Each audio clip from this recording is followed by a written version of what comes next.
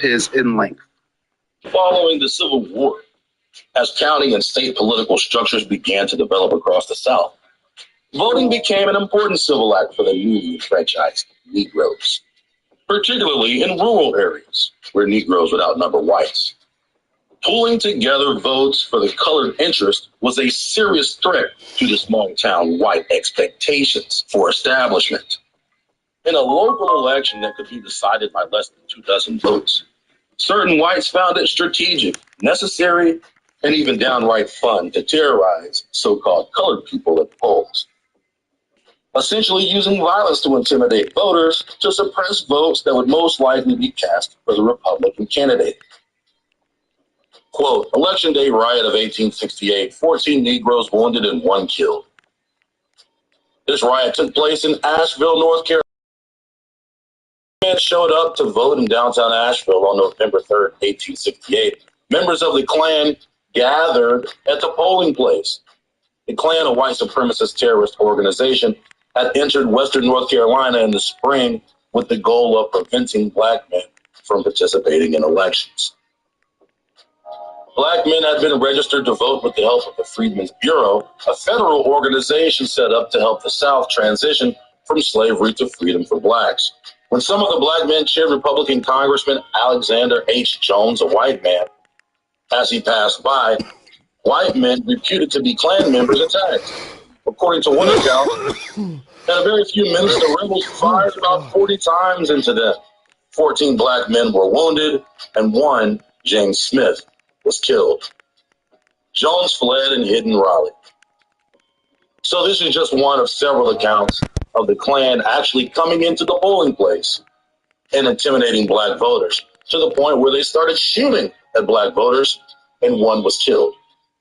This was their mode of operation throughout the South and throughout the election of 1868.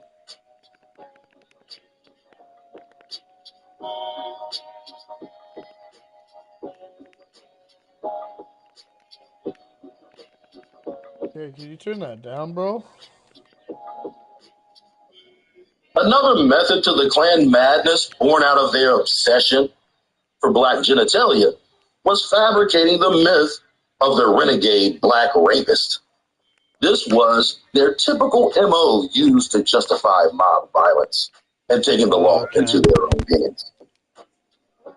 But this should be no surprise. The organization was headed by one of the top scumbags in American history. Nathan Bedford Forrest was a Freemason, a well-known slave trader, and a Confederate war hero to the racist Southerner. In April 1864, the unit under his command massacred a group of Union troops who had surrendered at Fort Pillow in a mixed unit of black and white soldiers. His men killed the majority of the colored men in the unit. Men who were kneeling to surrender were forced to their feet and shot, while others were beaten, tortured, nailed to boards, and burned alive. Those who tried to escape were shot in the back. Forrest made it a point to treat black soldiers with more brutality, as a warning to the Union Army about using colored troops. Northerners saw him as a slave-driving war criminal. Southerners saw him as a hero. This led to him being chosen as the first Grand Wizard of the Ku Klux Klan, even without the knowledge that he had been nominated or chosen. Forrest was also a key figure in the Battle of Selma, which he lost a century before Bloody Sunday. Forrest and his men surrendered in Selma, but the gentlemen of the Union Army decided not to shoot them in the face or torture them, as they had done at the Fort Pillow massacre. His time in the Klan began around 1867. The group had already been created the previous year and found him qualified to be its first member. Killing niggas on a whim was his top qualification, a character trait Confederate cavemen could stand behind. He quickly began terrorizing Negroes, pillaging small black communities at night during his ghost masquerades. The Klan, for the first time, had a national identity. Until then, it had been mostly an unorganized, unconnected band of white supremacist pockets in the South comprised of different dens of Confederate sympathizers. Now they had a leader and a face.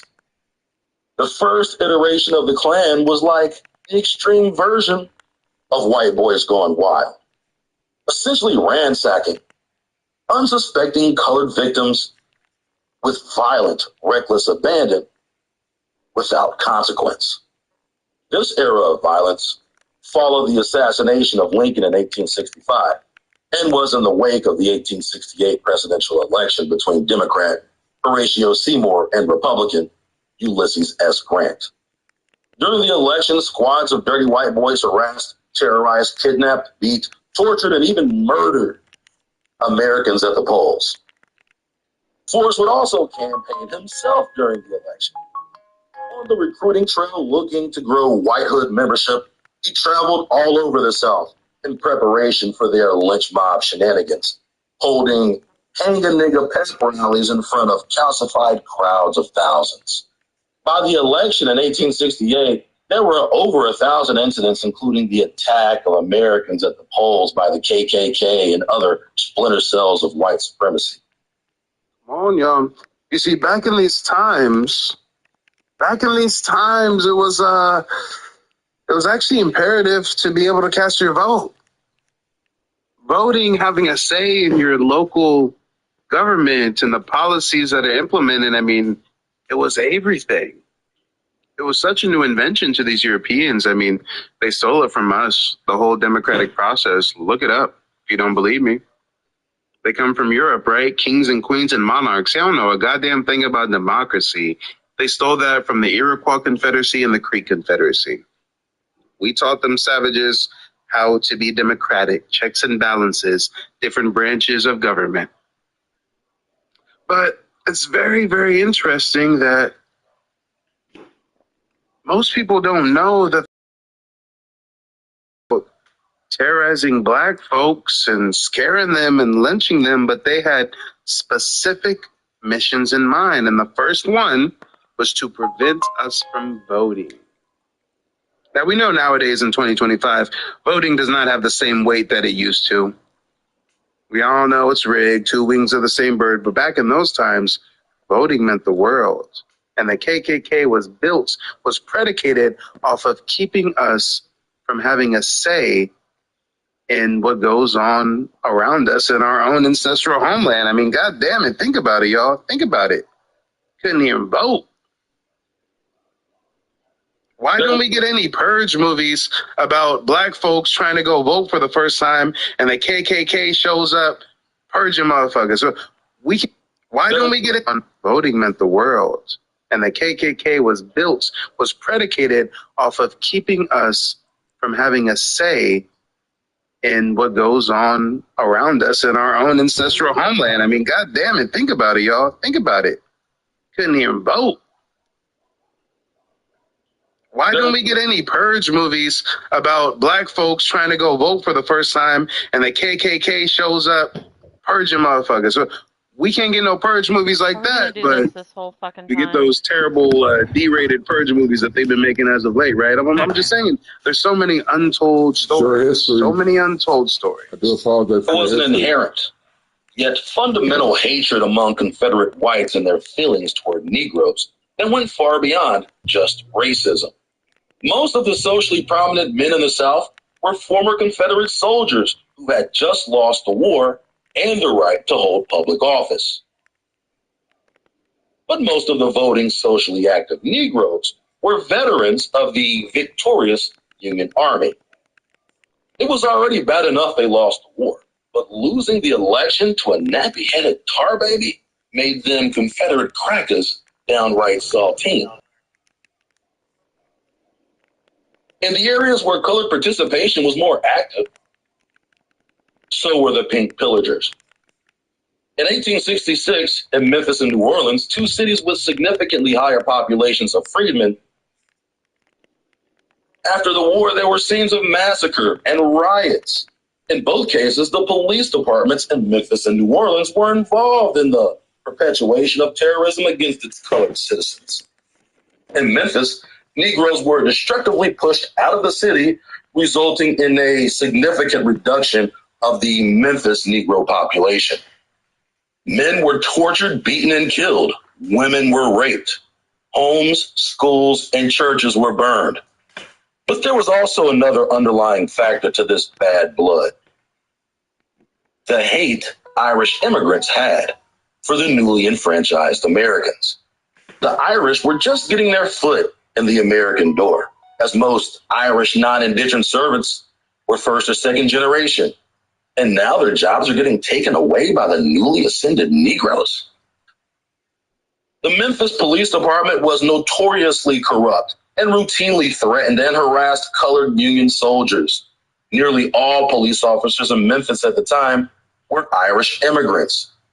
These Mickey Fickies got their willies wet tormenting Negroes, so they took special exception to seeing Negroes in uniform wielding firearms, who would at times intervene when the police would senselessly beat citizens in the streets.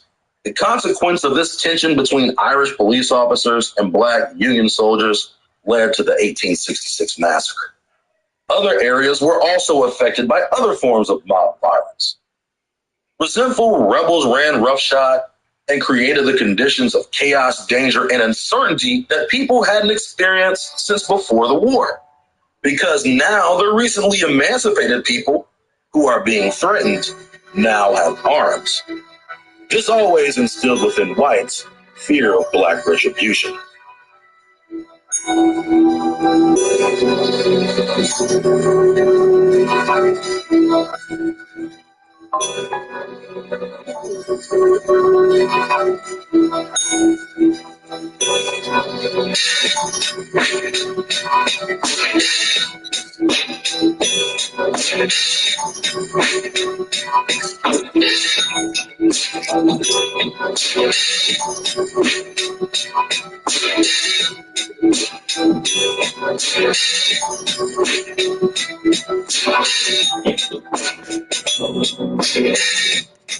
If the frontier west of the Mississippi was called the Wild West, then this was the savage South. And if the whites weren't afraid of Negro insurrection, they were under the constant threat of the wild black rapist and his big black snake that'll make even the purest white woman moan. Get your ass back in my house. And them good old boys would stop at nothing to keep those mangy moon cricket claws off Bessie's milky white skin. And if that meant they had to fabricate rape narratives, so be it. Them boys were running wild. So wild that after Grant won the presidency, he sent the military down south to corral the Klan and their cronies. This act is monumental for being possibly the first time the American government intervened against whites for the protection of so-called blacks. After the military was sent by Grant, the Klan was thwarted, but was not completely destroyed. The members were still out there pulling stunts, but their power had been greatly diminished. This marks the end of the first KKK era. However, the Klan would rise again.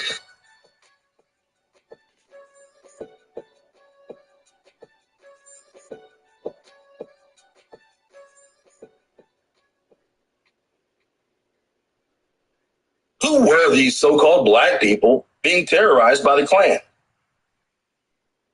The conventional belief was that all these black people who had formerly been enslaved were Africans. But was that true? For context, we are referring to the so-called colored people from Tennessee, Alabama, Mississippi, Arkansas, and Louisiana. The most pressing question would be, if all of these so-called black people were transported from Africa, by what means did they reach the Deep South? Is there any evidence in the transatlantic slave trade database that the number of people representative of the black population in the Deep South went through any of the ports in that area? The largest slave trading port in this area was New Orleans. Come on, y'all. We talked about the secret war that the KKK waged against Native Black Americans, but now let's get into this whole misnomer that we all descend from West African slaves. I mean, Where are the slave boats? Where are the manifests? Where are the insurance documents? Guess what? I've read them. I've seen them. Slaves did come from Africa to North America. But guess what? It was barely any at all. Less than 4% of the African slaves trafficked during the transatlantic slave trade, less than 4% came to North America. The research that I've done has indicated between 50,000 to 90,000 African slaves came to North America, what would later be known as the United States. Guys, we've got over 42 million Black Americans present day. You can't get 42 million Black Americans from a sample population size of 50 to 90,000 African slaves. That's logistically impossible. But let's get on into it, shall we? And there are a few others. But to put these statistics in context, according to the database, less than 10,000 Africans disembarked at the port of New Orleans throughout the entirety of the slave trade, from as early as 1719 to 1860. But the Black population in the South was in the millions. Are we really supposed to believe that the millions of Negroes in the Deep South were descended from just a couple of thousand Africans recorded in the database? As mentioned previously, the largest slave ports were on the east coast of the United States. Places like Maryland, Virginia, and New York had the highest number of slaves entering and exiting through their ports. And cities like Charleston and Savannah were the closest major ports in the Deep South. And yet that location is nowhere close to the millions of so-called Negroes along the Mississippi. And to assume that a shipment of Africans could arrive at Charleston and then trek over 1,000 miles across the country, over the Appalachian Mountains, and to the river by slave traders is an asinine, Assa 10, Assa 11 assumption. These people who were enslaved had always lived on the land, but were eventually pushed out, first by the French, prior to the French-Indian War, and then later the British, and then the Americans after the Revolution. The majority of these people enslaved in the Deep South were descendants of the tribes along the Mississippi, like the Natchez, the Chitimacha, the Choctaw, the Creek, and Chickasaw, just to name a few. Any scholastic citation that accounts these people along the Mississippi River as African is patently false and cannot be substantiated by any historical documentation or even in the transatlantic slave trade data. How Afro get in front of my mother race. I ain't never been to Afro color. I never been to Africa. Afro or Africa. Never been there. I'm not from Africa. I'm born and raised in Goose, Florida. I'm born and Goose, raised in Liberty City, in the Poker Bean Project. I ain't never went to Africa. Ain't thinking about going there. And I heard it's a beautiful place. Yeah. And I know it's the motherland, yes. But not my mother, not her mother, and not her mother's mother. That ain't their land. America, real true land is right here in the U.S. soil.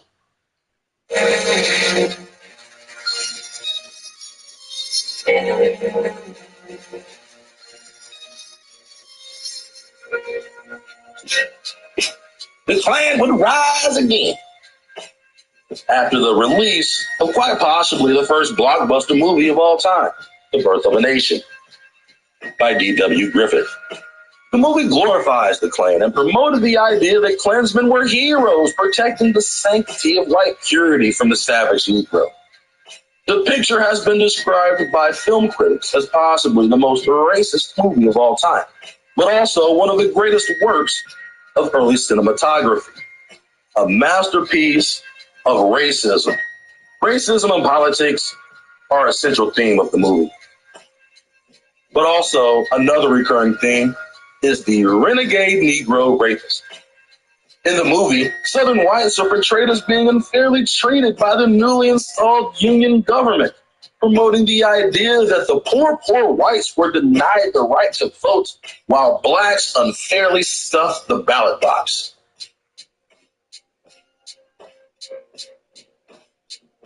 Welcome back to Charlatan's Web. Quote, The Birth of a Nation is a 1915 American silent epic drama film directed by D.W. Griffith and starring Lillian Gish. The screenplay is adapted from Thomas Dixon Jr.'s 1905 novel and play, The Klansman. Griffith co-wrote the screenplay with Frank E. Woods and produced the film with Harry Aitken. The Birth of a Nation is a landmark of film history, lauded for its technical virtuosity. It is the first non-serial American 12-reel film ever made. Its plot, part fiction and part history, chronicles the assassination of Abraham Lincoln by John Wilkes Booth and the relationship of two families